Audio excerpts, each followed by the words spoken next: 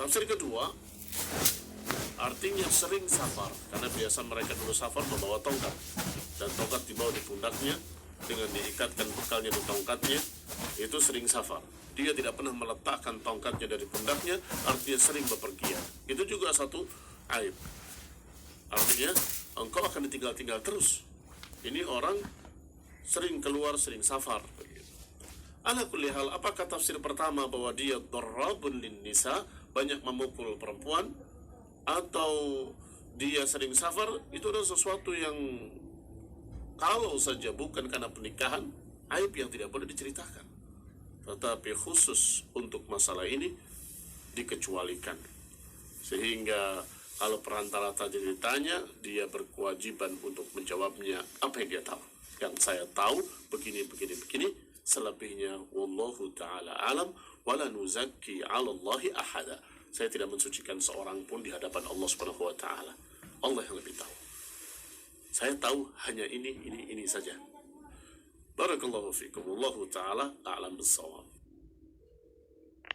الحج أشهر معلومات فمن فرض فيهن الحج فلا رفث ولا فسوق ولا جدال في الحج وما تفعلوا من خير يعلمه الله وتزودوا فإن خير الزاد التقوى واتقون يا أولي الألباب ليس عليكم جناح أن تبتغوا فضلا من ربكم فإذا أفضتم من عرفات فاذكروا الله عند المشعر الحرام واذكروه كما هداكم وإن كنتم من قبله لمن الضالين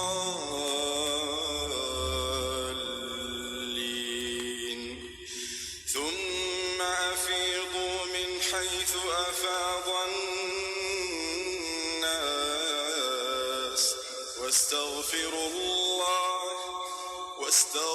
الله إن الله غفور رحيم فإذا قضيتم مناسككم فاذكروا الله كذكركم آباءكم أو أشد ذكرا فمن الناس من يقول ربنا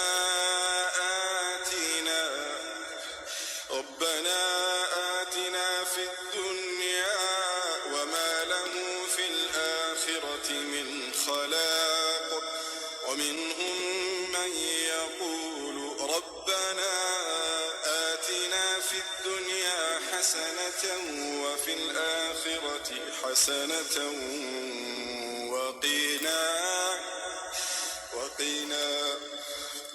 وقنا عذاب النار أولئك لهم نصيب مما كسبوا والله سريع الحساب واذكروا الله في أيام معدودات فمن تعجل في يومين فلا إثم عليه ومن تأخر فلا إثم عليه لمن اتقى واتقوا الله واعلموا أنكم إليه تحشرون.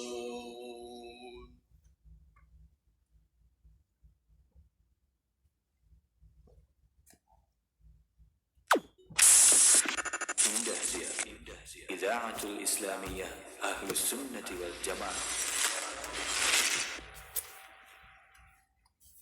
إن الحمد لله نحمده ونستعينه ونستغفره ونعوذ بالله من شرور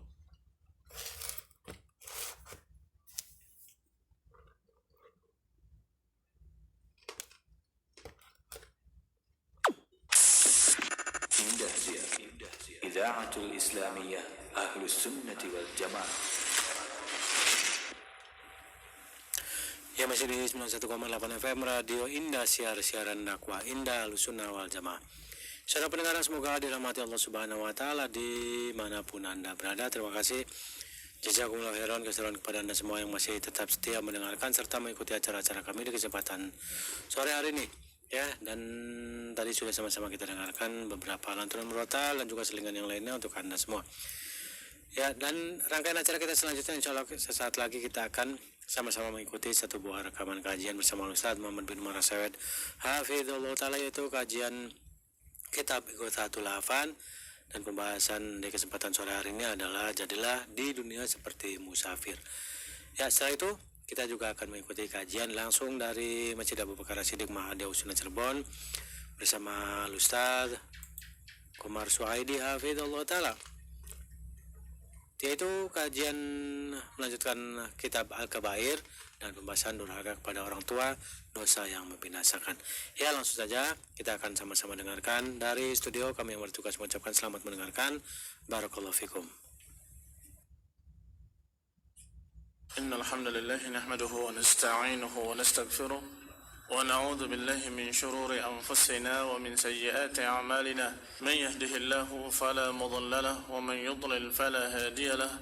Wa ashhadu an la ilaha illallah wahdahu la sharika lahu wa ashhadu anna Muhammadan 'abduhu wa rasuluh.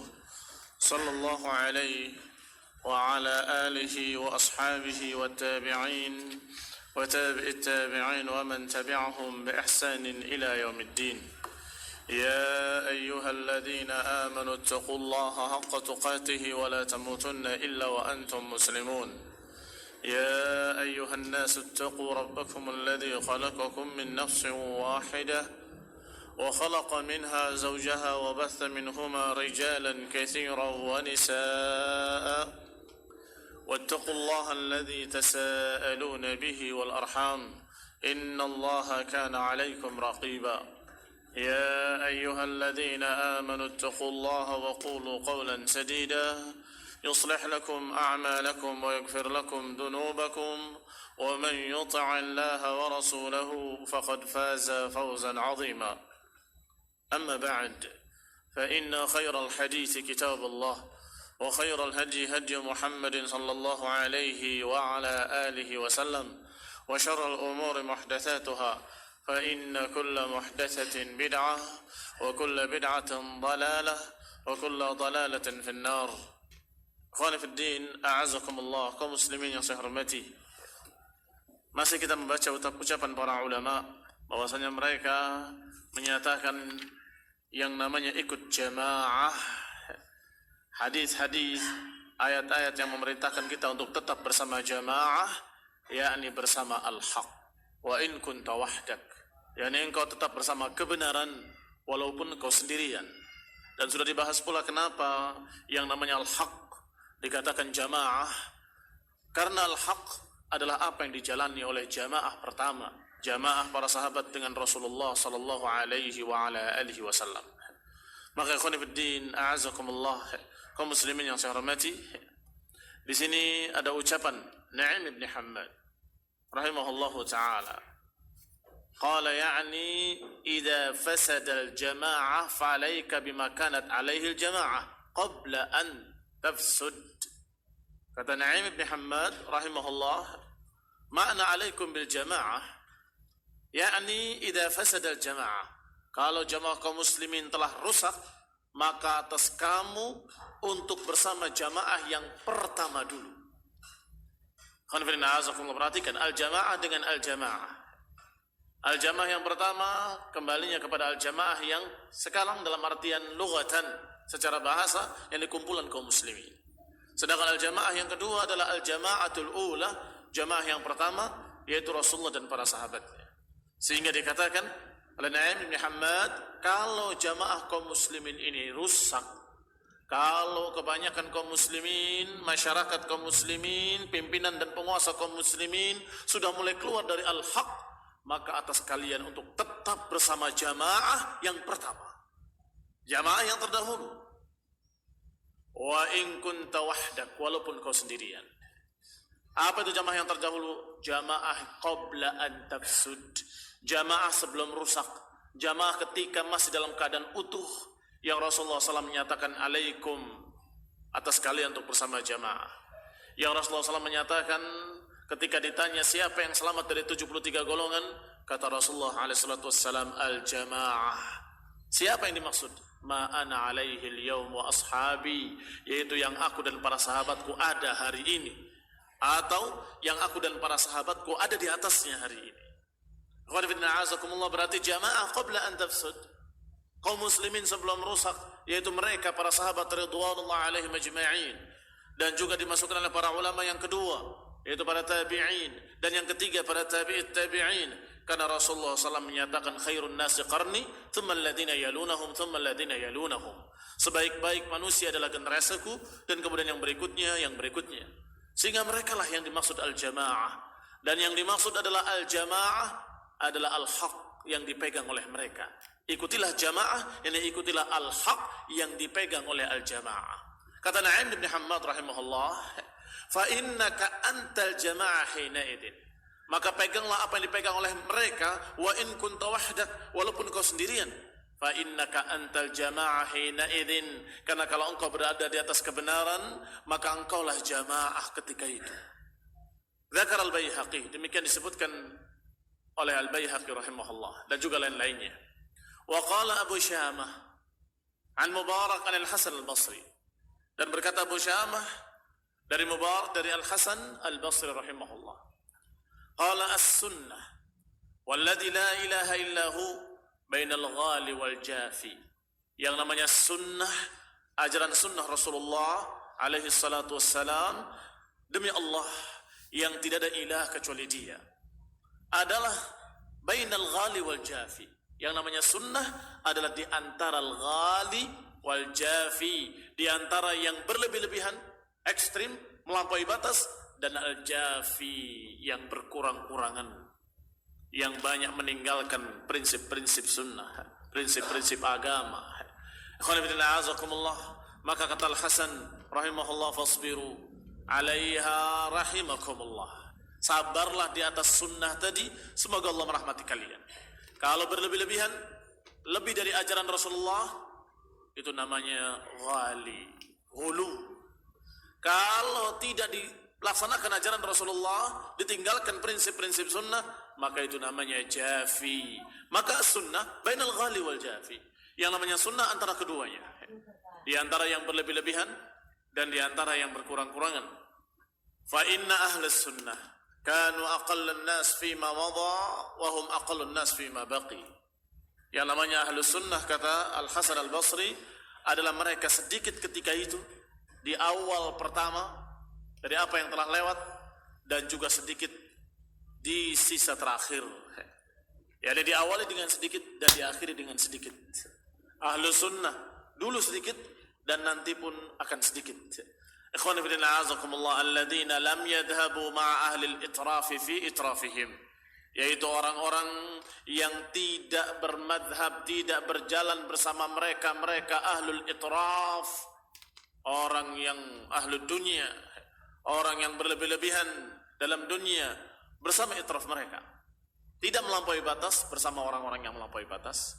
Wala ma'a ahlil bid'ah fi bid'ahihim, dan tidak juga bersama ahlul bid'ah dengan kebidahan-kebidahan mereka.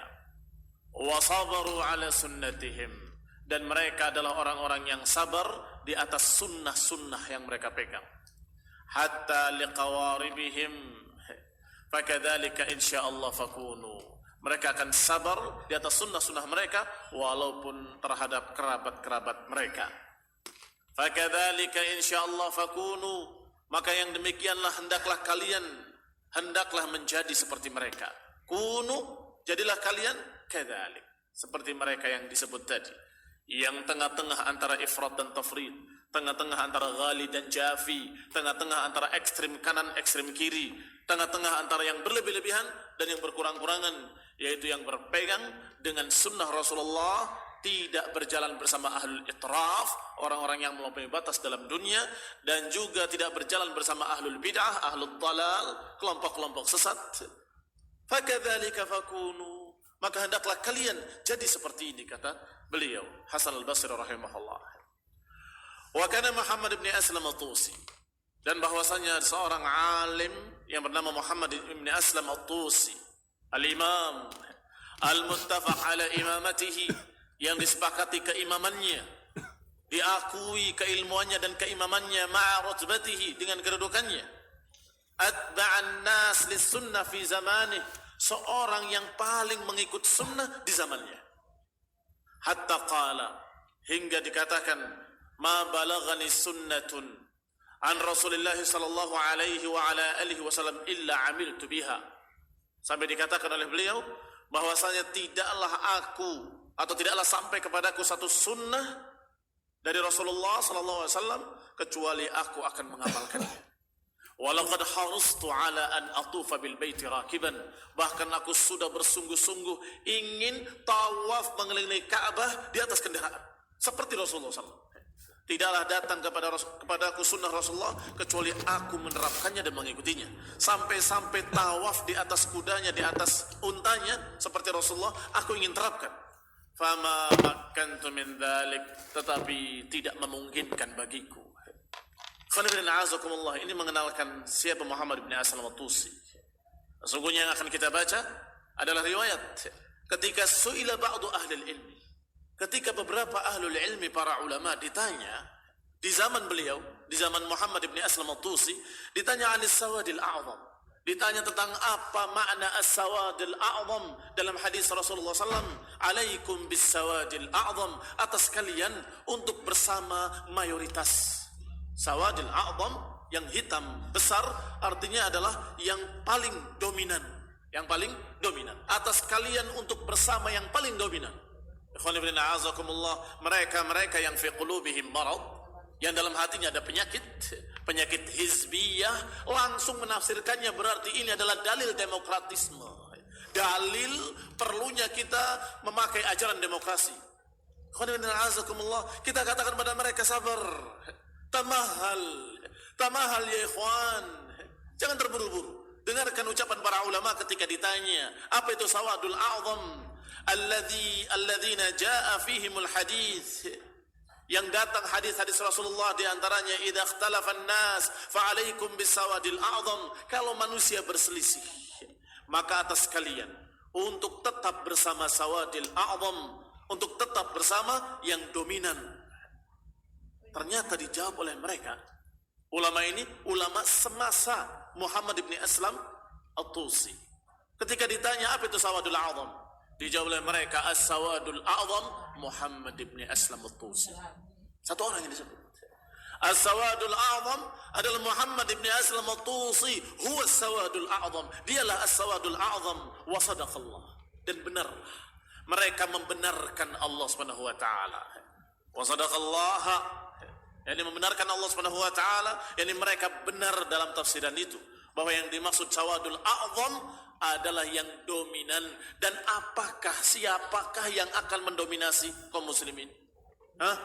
Tentunya yang di atas kebenaran, tentunya yang berpegang dengan al-haq, yang berpegang dengan ajaran Rasulullah sallallahu alaihi wa ala alihi wasallam, itulah yang akan mendominasi, itulah yang akan menjadi dominan. Maka mereka lah as-sawadul a'zam, sehingga pada saat itu yang paling menonjol dari seorang ahli sunnah, yang atba' lis sunnah, yang paling mengikuti sunnah adalah al-imam Muhammad bin Aslam at-Tusi.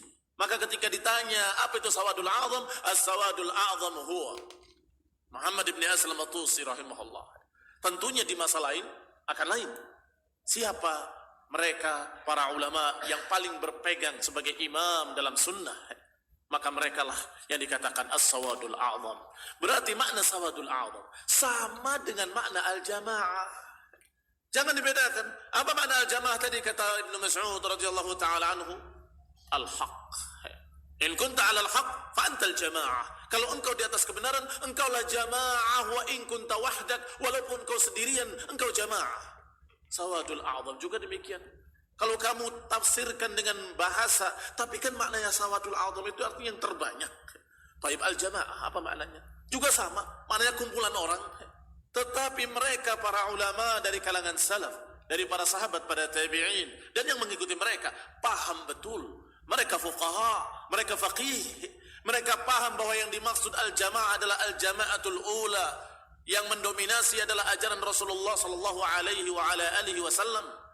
Sehingga siapa yang memegang al-haq berarti mereka bersama jamaah Rasulullah, jamaah para sahabat radhiyallahu alaihim ajma'in, dan merekalah as-sawad al-a'zam wa huwa sabilul mu'minin. Masih dilanjutkan bahwasanya benarlah apa yang dikatakan oleh mereka para ulama, bahwasanya sawadul a'zam adalah Muhammad ibn Aslam at-Tusi di zamannya. Fa innal asra idza kana fihi 'arif, karena satu zaman kalau di sana ada seorang yang arif, seorang yang alim bis sunnah, yang mengerti sunnah, alim, dia memiliki ilmu tentang sunnah, da'in ilaiha, mendakwahkan sunnah, memperjuangkan sunnah dengan ilmunya, maka dialah al-hujjah. Maka dialah al-hujjah, hujjah telah tegak. Wa huwa al-ijma', maka itulah al-ijma', bahwasanya mereka seluruh kaum muslimin harus ikut imam yang membawa sunnah, yang menyampaikan sunnah, yang mengajarkan sunnah, imam-imam para ulama. Wa huwa sawadul a'zam, maka mereka lah sawadul a'zam.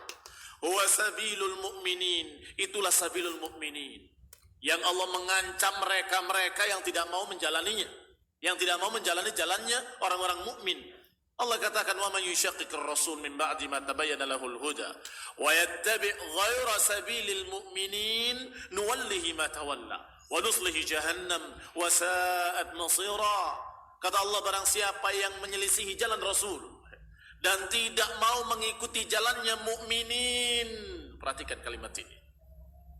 Tidak mau mengikuti jalannya mukminin, tidak mau mengikuti jalannya orang-orang mukmin itu, nuwallihi ma tawalla wa nuslihi jahannam. Kami akan sesatkan dia dan kami akan palingkan dia dan kemudian kami masukkan dia dalam neraka jahannam, dan neraka jahannam adalah sejelek-jelek tempat kembali. Ikhwan fillah, a'azakumullah. Siapa al-mu'minin dengan alif dan lam lil ahdi, tentunya lil ahdi, yakni untuk menunjukkan bahwa ini sudah ma'rifah, sudah jelas, sudah dibicarakan sebelumnya, yaitu Rasulullah dan para sahabatnya. Barang siapa yang menyelisihi jalan Rasul dan menyelisihi orang-orang mukmin yang mengikuti Rasul, maka orang itu akan sesat tentunya, akan menyimpang tentunya, dan kalau menyimpang sesat tentunya dia terancam dengan neraka jahannam, wasa'at masira, dan itu sejelek-jelek tempat kembali. Sehingga makna al-jamaah sama dengan sawadul a'zam, dan makna sawadul a'zam dan jamaah adalah al-mu'minin, sabilil mu'minin. Siapa al-mu'minin? Man kana 'alal haqq. Al-mu'minin adalah siapa-siapa yang berada di atas kebenaran, berada di atas iman, di atas ilmu, di atas jalan Allah Subhanahu wa taala, di atas jalan sunnah Rasulullah sallallahu alaihi wa ala alihi wasallam. Maka yang dikatakan sawadul a'zam, kata beliau, huwa sabilul mu'minin allati man faraqaha wattaba'a siwaha wallahu Allahu ma tawalla, yaitu orang-orang mukmin yang barang siapa yang menyelisihi jalan mereka, niscaya Allah Subhanahu wa taala akan palingkan dia kemana dia berpaling. Waslahu jahannam, dan akan dimasukkan dalam neraka jahannam. Ini diambil dari ayat tadi, nuwallihi ma tawalla wa nuslihi jahannam wa sa'at masira. Wa sa'at masira. Wal maqsud, kembali kepada pembahasan. Wal maqsud, kata Ibnu Qayyim, dan maksud dari apa yang kita terangkan tadi, anna min alamati amradil qulub, bahwasanya di antara tanda-tanda penyakit hati dan menyimpangnya hati dari aghdiyah an-nafi'ah al-muwafiqah laha ila al-aghdiyati ad-darrah, bahwasanya di antara ciri-ciri penyakit hati, bahwa hati telah sakit, adalah berpalingnya dari makanan yang bergizi, yang sehat, kepada makanan-makanan yang jelek yang akan membuat madarat. Demikianlah yang namanya hati yang sakit. Uduluha anil aghdiyati nafi'ah. Jadi alamat amradil qulub uduluha. Tanda-tanda sakitnya hati adalah berpalingnya dia dari aghdhiyatin nafi'ah, dari gizi-gizi yang bermanfaat, dia tinggalkan, berpaling dia kepada yang tidak bermanfaat, ila aghdhiyah ad-darrah, kepada penyakit-penyakit yang jelek. Apa yang membawa kita membahas masalah jamaah, masalah sawadil a'zam, masalah-masalah tersebut, padahal kita membicarakan masalah hati? Masih ingat? Jangan lupa kaitannya dengan pembahasan yang pertama. Ketika kita bicara hati, bahwa kalau hati itu sehat, dia akan tetap istiqamah di atas hak walaupun sendirian. Maka Ibnu Qayyim membahas bahwa sendirian itu tetap jamaah, sendirian itu tetap sawadul a'zam, sendirian itu tetap dia dikatakan sabilil mu'minin kalau dia di atas al-haq. Jangan khawatir, jangan takut dan jangan gelisah kalau tidak ada pengikut atau tidak ada yang sama dengan kamu selama kamu punya hujjah, punya dalil. Itu pembahasan tadi. Maka intinya adalah pembahasan tentang masalah hati. Kalau hati itu sehat, dia akan istiqamah. Sebagaimana istiqamahnya Ibnu Rahuyah, bahwa dia menyatakan, aku tidak tahu. Aku mengira bahwa pendapatku ini tidak ada yang mencocoki seorang pun. Nggak ada yang mencocokinya seorang pun. Ternyata Imam Ahmad mencocokinya. Yani kalaupun tidak ada yang mencocokinya, saya akan tetap berpegang dengannya karena ini adalah ilmu. Ini adalah al-haq. Maka kembali kepada permasalahan hati, bahwasanya hati yang sakit adalah kalau hati itu tidak tahu apa yang manfaat, apa yang madarat. Nggak tahu mana makanan-makanan yang bergizi sehat dan mana makanan-makanan yang akan bikin sakit. Qala uduluha an dawaiha nafi' ila da'iha ad-dar. Dan juga termasuk tanda-tanda hati sakit adalah dia menyimpang, berpaling dari obat yang bermanfaat kepada penyakit yang membuat madarat. Obat dia tidak suka, penyakit suka. Berarti hatinya enggak sehat. Hatinya sakit. Gizi yang bermanfaat enggak mau, tetapi makanan-makanan yang membuat madarat senang. Berarti hatinya enggak sehat. Fahuna arba'at umur. Berarti kita mendapatkan 4 perkara. Ghidha'un nafi' wa dawa'un syafin wa ghidha'ud dar wa dawa'un muhlik. 4 perkara itu adalah gizi yang bermanfaat, obat yang menyembuhkan. Ini yang ditinggalkan oleh hati yang sakit. Yang 2 lagi adalah yang didatangi, dikejar, dicari oleh hati yang sakit, yaitu gizi yang akan merusak, atau bukan gizi berarti makanan yang akan merusak, dan obat penyakit yang akan merusak, penyakit yang akan membinasakan. Fal qalbus sahih, maka hati yang sehat yu'thirun nafi'. Hati yang sehat akan mementingkan atau menyukai apa yang bermanfaat baginya, asy-syafi, yang menyembuhkan baginya, dan lebih mementingkan itu daripada ad-darul mu'dhi. Lebih mementingkan yang sehat dan bermanfaat daripada yang jelek, madarat, yang merugikan.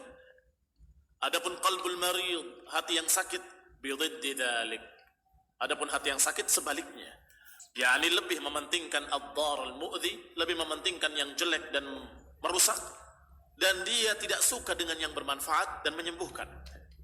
Taib, sekarang apa yang dimaksud dari 4 perkara yang dikatakan nafi', yang dikatakan dar? Anfa'ul aghdiyah ghidha'ul iman. Makanan yang paling bergizi, yang paling sehat, yang paling bermanfaat adalah ghidha'ul iman, makanan iman. Wa anfa'ul adwiyah, dan obat yang paling bermanfaat, yang paling menyembuhkan adalah dawa'ul Qur'an, obat dari Al-Qur'an. Allah sebutkan berapa kali dalam Al-Qur'an sebagai syafi. Fihi shifa, padanya ada shifa. Wa kullun minhuma fihi al-ghidha'u wad-dawa. Maka pada kedua-duanya, pada Quran dan pada iman, memiliki ghidha' an-nafi', memiliki sesuatu yang bermanfaat, dan juga memiliki obat yang menyembuhkan. Terkandung di dalamnya obat dan sekaligus gizinya yang sehat, yang akan menumbuhkan hati menjadi sempurna, yang akan mengobati penyakit-penyakit hati, ada dalam Quran, ada dalam iman. Wa min alamati sihhatihi aidan, dan termasuk tanda-tanda sehatnya hati juga, an yartahil 'anid dunya hatta yanzil bil akhirah. Termasuk tanda-tanda sehatnya hati adalah dia berjalan menuju akhirat. Berjalan menuju akhirat, meninggalkan dunia. Wa yahullu fiha hatta yabqa ka'annahu min ahliha wa abna'iha, dan terus menetap di akhirat dalam keadaan dia seakan-akan penduduk akhirat, seakan-akan dia adalah orang-orang yang memang dari sana, dari akhirat. Ikhwan fillah, azakumullah. Mungkin kita heran karena kita menggambarkannya secara fisik. Ini bukan bicara fisik, bicara hati. Kalau hati itu safar, berjalan menuju akhirat, maknanya hati ini yakin. Hati ini sangat yakin, seyakin-yakinnya tentang akhirat, bahkan seakan-akan dia pernah ke akhirat. Sehingga dia di dunia ini hanya merasa sementara. Tempat saya itu bukan di sini, di akhirat nanti. Saya ingin kembali ke akhirat. Ikhwan fillah, a'azakumullah. Ini juga tanda-tanda sehatnya hati. Hatinya menerawang ke dalam jannah, menerawang ke dalam keridhaan Allah, menerawang ke akhirat, sehingga mereka dalam keadaan seakan-akan min ahliha, seakan-akan penduduk negeri akhirat. Ja'ila hadhihi dar, datang ke dunia ini ghariban, sebagai musafir asing. Datang ke dunia ini sebagai orang asing. Ya'khud minha hajatahu, mengambil kebutuhan-kebutuhannya yang dibutuhkan, setelah itu kembali ke negerinya. Itu akhirat. Wa ya'udu ila watanih, kemudian kembali ke negerinya. Sebagaimana dikatakan oleh Rasulullah sallallahu alaihi wa ala alihi wasallam kepada Abdullah ibn Umar, kun fid dunya ka'annaka gharib aw 'abiri sabilin wa 'udda nafsaka min ahli al-qubur. Hadis ini riwayat Bukhari. Potongan pertamanya kun fid dunya ka'annaka gharibun aw 'abiri sabilin. Sedangkan tambahan 'udda nafsaka min ahli al-qubur, tambahan ini dari riwayat lain, yaitu riwayat Tirmidzi, riwayat Imam Ahmad dan Tirmidzi dan Ibnu Majah, tetapi juga disahihkan oleh Syekh Al-Albani rahimahullahu taala. Khairuddin, perhatikan hadis ini. Rasulullah menyatakan kepada Ibnu Umar, kun fid dunya ka'annaka gharib. Jadilah engkau di dunia seakan-akan orang asing. Khairuddin, ini perintah. Perintah secara hissi atau maknawi. Apakah badanmu harus jadi musafir betul-betul sehingga seperti sufi merantau-merantau, atau maknanya hatimu hendaklah kamu safar ke negeri akhirat, dan kamu anggap, kamu bayangkan, kamu rasakan dunia ini sementara. Kamu ini adalah orang asing. Kun fid dunya ka'annaka gharib aw 'abiri sabilin, atau engkau itu adalah seorang yang berjalan safar. Abiri sabil adalah orang musafir, singgah di satu tempat. Dan musafir itu tentunya ingin kembali ke negerinya. Umumnya yang namanya musafir secara asal, secara fitrahnya musafir ingin kembali ke tempatnya, ke negerinya, ke rumahnya, ke keluarganya. Sehingga dia tidak mungkin akan berlama-lama di perjalanan, bahkan membuat rumah permanen. Iya toh? Oh, saya singgah sementara di terminal ini, kemudian di terminal dia bangun rumah. Gila dia. Wallahi majnun. Kamu kenapa bikin rumah di sini? Ya sementara, nanti saya akan lanjutkan perjalanan. Lah kalau sementara, berapa lama kamu akan tinggal di sini? Ya cuma berapa jam. Kalau cuma berapa jam, ada apa kamu bangun rumah? Demikian pula ketika dikatakan oleh Rasulullah, kamu di dunia ini hendaklah seperti itu, seperti musafir. Kamu bermegah-megahan, alhaakumut takatsur, akan melalaikan kamu bermegah-megahan. Kamu lupa bahwa kamu ini di terminal. Kamu sebentar lagi akan kembali ke negeri akhirat. Untuk apa kamu sampai melampaui batas dalam dunia? Untuk apa kamu alhaq takatsur bid dunya? Untuk apa? Gila kamu. Berapa lama akan tinggal di dunia? Hah? Berapa lama? Paling 1 jam, 2 jam, atau setengah hari. Kalau dibandingkan dengan akhirat, dunia ini sebentar. Kalau dibandingkan dengan akhirat, semua yang Allah subhanahu wa ta'ala muat kisahnya dalam Al-Quran. Ditanya berapa lama kita tinggal di sini, dikatakan sa'atan min nahar. Sa'atan min nahar, kayaknya cuma sesaat di siang hari, sebentar. Karena akhirat khalidina fiha abada, karena akhirat kekal selama-lamanya. Maka dikatakan di sini oleh Rasulullah SAW, wahai kaum muslimin. Walaupun di sini ucapannya kepada Ibnu Umar, tetapi maknanya untuk seluruh kaum muslimin. Kun fid dunya ka'annaka gharib.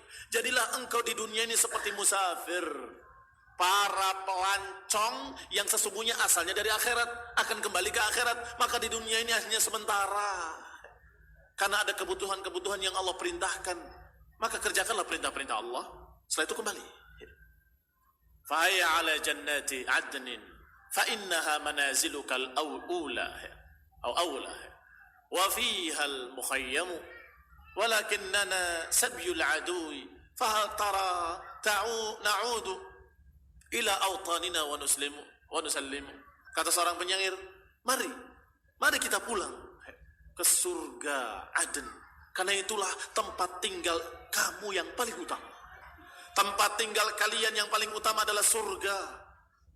Maka hendaklah pulanglah kamu ke sana. Wa fihal mukhayyam, di sana ada tempat-tempat tinggal mukhayyam yang disiapkan dari lu'lu', dari mutiara dan permata. Disiapkan di sana tempatnya, rumahnya disiapkan di sana, pasangan-pasangannya. Tetapi kata penyair tadi, lakinnana sabyul adui, tetapi kita tertahan di sini sebagai tawanan di dunia. Maka pertanyaannya, fahal na'udu ila awtanina? Maka apakah kita enggak ingin kembali ke rumah kita, kembali ke negeri kita, kembali ke tempat kita dan selamat? Apakah enggak mau? Ucapan penyair ini mirip dengan ucapan-ucapan para ulama yang menyatakan bahwa dunia ini sijnul mukmin. Dunia ini sebagai penjaranya orang mukmin. Seakan-akan terbelenggu dia, terpenjara dia di dunia ini. Karena dia tahu kehidupan yang hakiki nanti di akhirat. Kehidupan yang benar-benar kehidupan adalah nanti di akhirat kelak. Sehingga dia di dunia ini seperti tawanan. Ikhwan fillah azakumullah. Mereka dalam keadaan merasa bahwa dunia ini bukan tempat tinggalnya. Mereka merasa bahwa di dunia sebagai orang asing, sebagai gharib. Mereka mendengar ucapan Rasulullah SAW, kun fid dunya ka'annaka gharib. Hendaklah engkau menjadi di dunia ini seperti orang asing, yang dia siap-siap mengumpulkan bekalnya, mengumpulkan bahan-bahan untuk dibawa dalam perjalanan untuk pulang. Musafir begitu. Bagaimana dia untuk pulang? Dia persiapkan bekalnya untuk kembali ke negerinya. Maka apa bekal yang untuk dipersiapkan untuk kembali kepada Allah Subhanahu wa taala, kembali ke akhirat? Tentunya bekal iman wal amal saleh. Bekal iman dan amal saleh, ibadah kepada Allah Subhanahu wa taala. Maka adapun dunia sekedar kalian bisa hidup, bisa beribadah, walhamdulillah rabbil alamin. Syukurilah.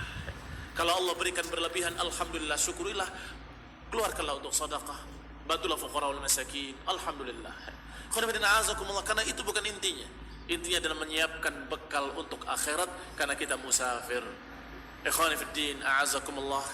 Kita meminta pada Allah Subhanahu wa taala agar memberikan taufik kepada kita dan kaum muslimin agar menyadari kehidupan dunia yang sementara sehingga kita dan mereka mementingkan akhirat. Sallallahu taufiq wal afiyah. Subhanakallahumma hamdika asyhadu an la ilaha illa anta astaghfiruka wa atubu ilaik. Wassalamualaikum warahmatullahi wabarakatuh. Idaatul Islamiyah Ahlus Sunnati wal Jamaah.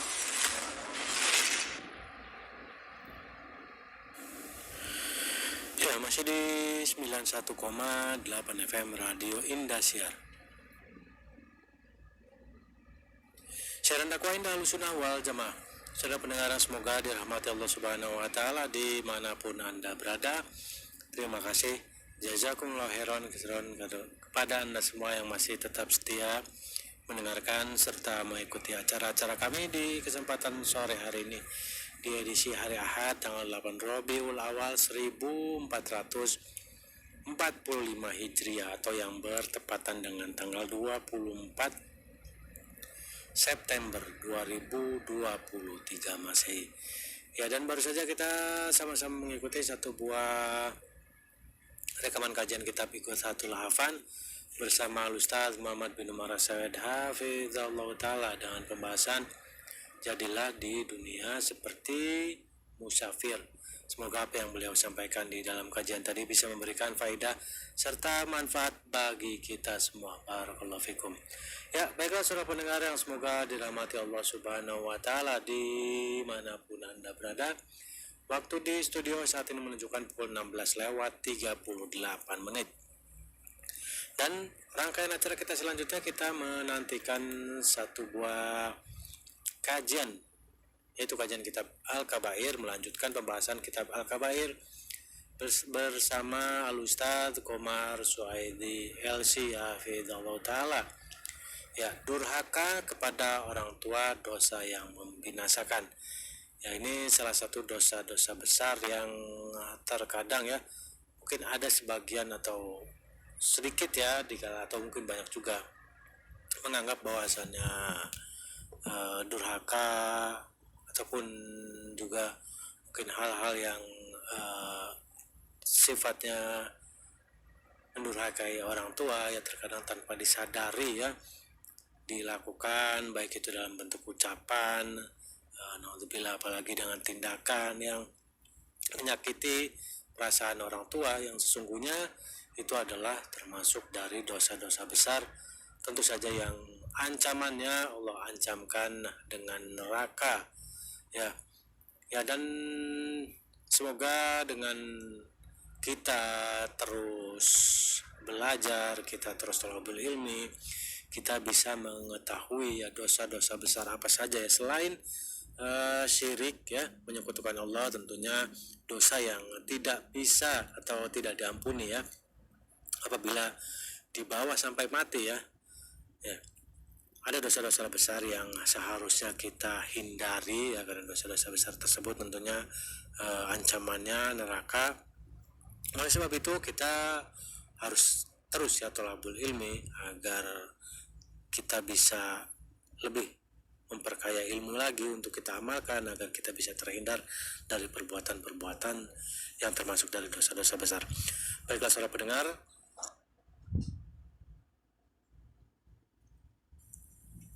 dimanapun Anda berada di kesempatan sore hari ini, yang sedang dalam perjalanan atau yang sedang menikmati kebersamaan bersama keluarga di rumah, ataupun juga yang masih dengan aktivitasnya ya, persiapkan ya alat tulisnya atau perlengkapan lainnya. Alhamdulillah lagi apabila Anda memiliki kitabnya ya, dan lebih utama, lebih afdal lagi tentunya Anda menghadiri majelis ilmu yang ada ya, salah satunya yang akan kita sama-sama ikuti, apalagi Anda yang berada di wilayah Cirebon kota dan sekitarnya.